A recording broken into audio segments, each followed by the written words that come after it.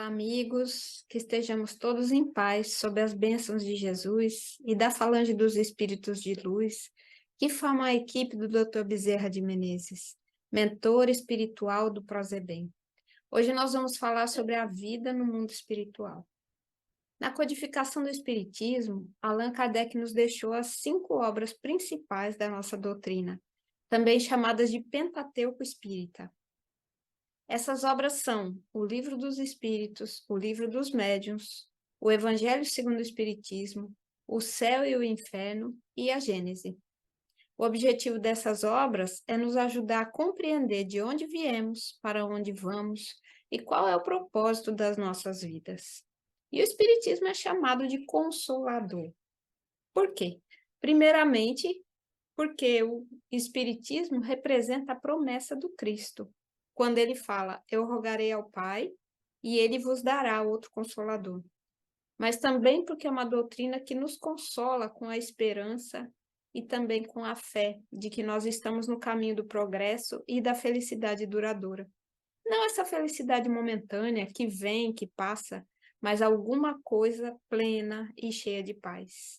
A doutrina dos espíritos nos traz grandes contribuições para a compreensão da vida, porque ela explica de forma simples alguns conceitos que muitas vezes não são tão compreendidos assim sobre as leis de Deus. Às vezes ficam como mistérios nas outras religiões. E essas leis de Deus nada mais são do que as leis da natureza. Então, algumas coisas a ciência ainda não explica, mas estamos nesse caminho. Então, a doutrina nos traz, além da existência de Deus, traz também a imortalidade do espírito, a reencarnação, a pluralidade dos mundos habitados, onde Jesus diz há muitas moradas na casa do Pai, e a comunicabilidade dos espíritos através da mediunidade. Esses são os princípios básicos da doutrina espírita. Bem, complementando o Pentateuco Espírita, nós temos várias obras de grande importância para a compreensão da doutrina espírita, e entre elas, as obras de André Luiz, que nos trazem mais de perto os detalhes do mundo espiritual, revelando como vivem os espíritos, o que acontece conosco depois da morte, para onde vamos, o que pensamos quando chegamos lá, como agimos quando nos encontramos sem o nosso corpo físico. E é importante que, num primeiro momento, essas notícias eram vistas como ficção científica, deixando as pessoas, inclusive pessoas espíritas, estupefatas, pasmas, sem acreditar em tudo aquilo, achando que era fruto da imaginação de Chico Xavier, que era um delírio do médium ou mesmo do espírito que estava se comunicando através dele. E o próprio Chico nos conta que duvidou do relato, enquanto ele psicografava o primeiro livro. Mas aí André Luiz o levou, juntamente com Emmanuel, levou Chico para que ele conhecesse nosso lar, até para facilitar o processo de transmissão das ideias que tem no livro Nosso Lar, porque quando o médium rejeita, fica mais complicado receber a mensagem. E Chico conta que foi em desdobramento, ou seja, o perispírito temporariamente retirado do corpo, mantendo-se unido ao corpo, vinculado ao corpo através do cordão prateado, e em desdobramento ele foi conduzido até a região das câmaras de retificação, onde André Luiz trabalhou, e depois ele visitou também alguns dos ministérios de Nosso Lar. Só teve um ministério que ele não conseguiu visitar, porque ele conta que quando se aproximou do Ministério de União Divina, ele não conseguiu avançar devido à elevação vibratória do local. Então, os encarnados, por mais que sejam avançados do ponto de vista moral, intelectual, mas pelo fato de estarmos vinculados à carne, nós não estamos aptos a alcançar algumas regiões. Bem, os livros psicografados por André Luiz sempre têm um prefácio de Emmanuel, e em cada um deles nós recebemos uma mensagem muito especial do benfeitor. Por exemplo, no livro No Mundo Maior, de 1947, Emmanuel faz uma grande reflexão sobre o mundo espiritual. Ele fala que dos 4 cantos da Terra, diariamente partem viajores aos milhares, demandando o país da morte. Toda viagem tem começo e tem fim. E no caso da viagem encarnatória, nós não sabemos o dia do fim da viagem, embora seja mais ou menos deliberado para cada um, mas não é totalmente determinado.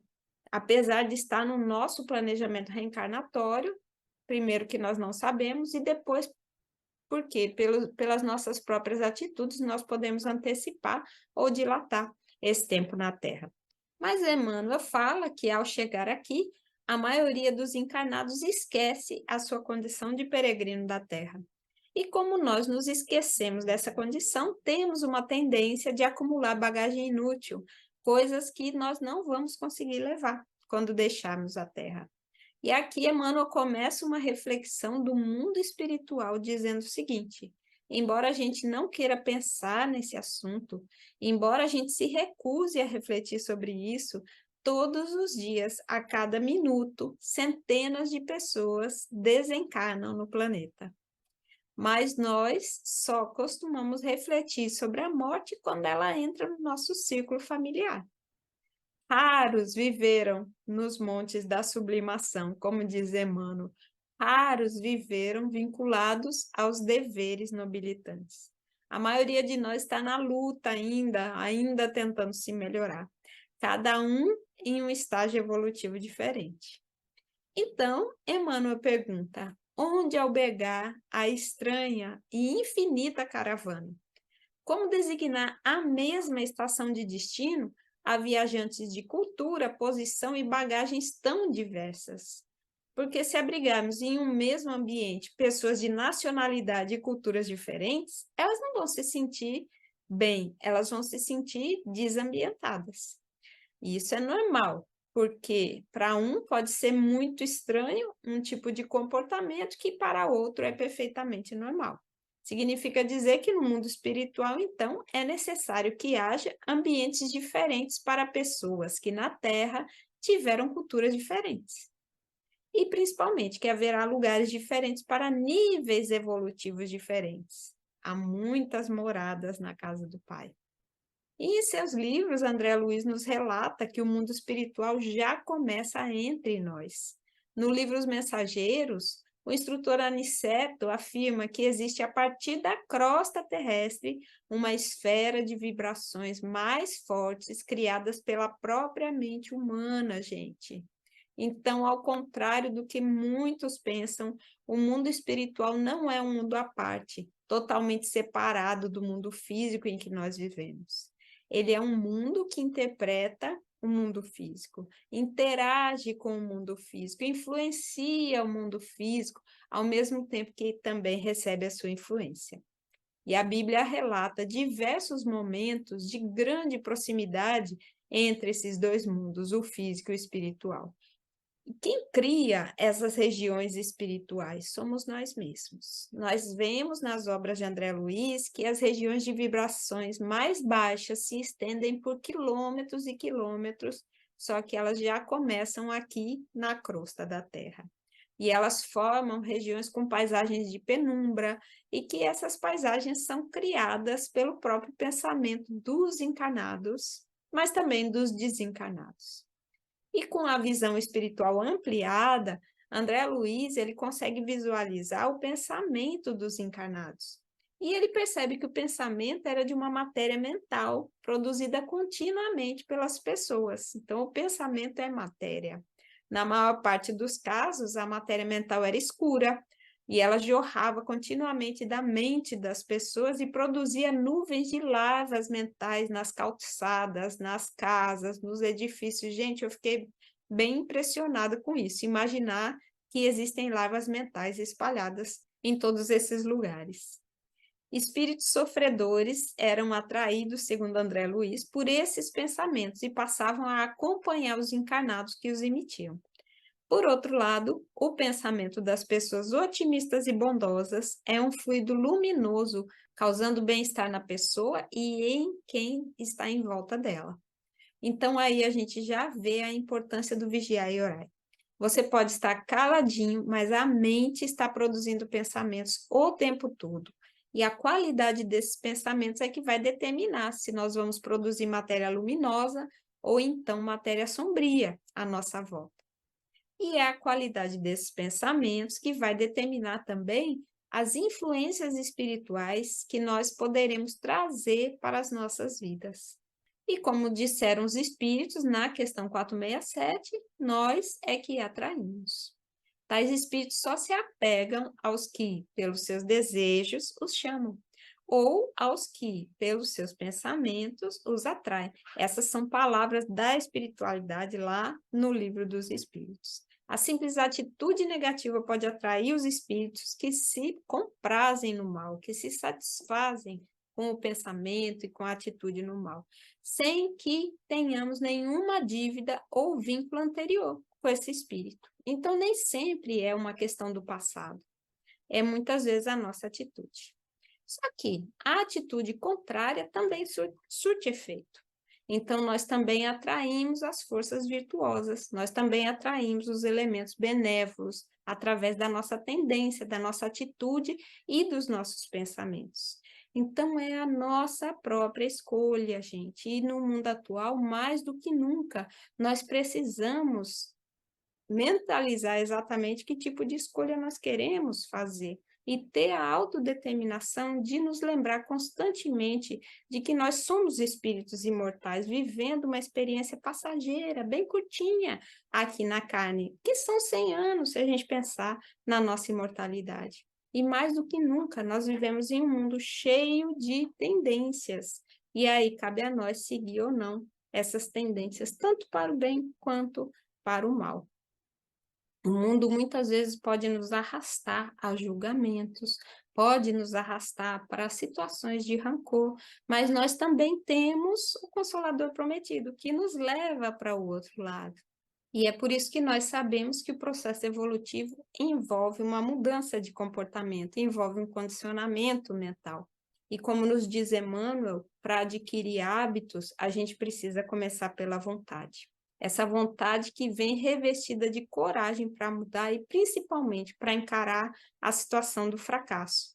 Aquela situação em que a gente quer fazer as coisas de um jeito, mas acaba fazendo do outro. Por quê? Porque se rende aos automatismos do passado.